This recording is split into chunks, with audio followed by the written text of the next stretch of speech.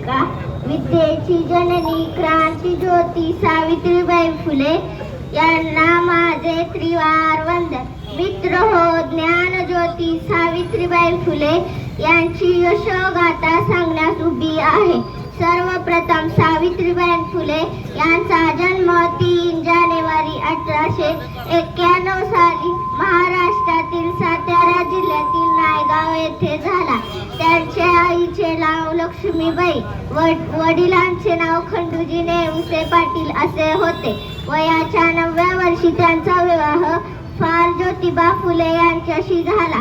कार्तिक शिक्षण घेणे हे महापाप मानले जाईल.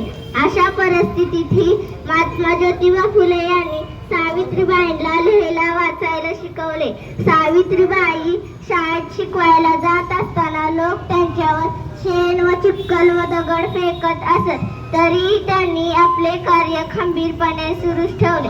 त्यांनी स्त्रियांना साक्षर व्हा, निर्भय व्हा असा संदेश दिला. 10 मार्च 1891 साली सावित्रीबाई शाळेत शिकवायला जात असताना लोक त्यांच्यावर शेण व चिखल व दगड फेकत असत, तरीही त्यांनी आपले कार्य खंबीरपणे सुरूच ठेवले. त्यांनी स्त्रियांना साक्षर व्हा, निर्भय व्हा असा संदेश दिला. 10 मार्च 1891 साली सावित्रीबाई क्रांतिज्योती सावित्रीबाई फुले यांनी आपली यशोगाथा सांगण्यास उभी केली आहे.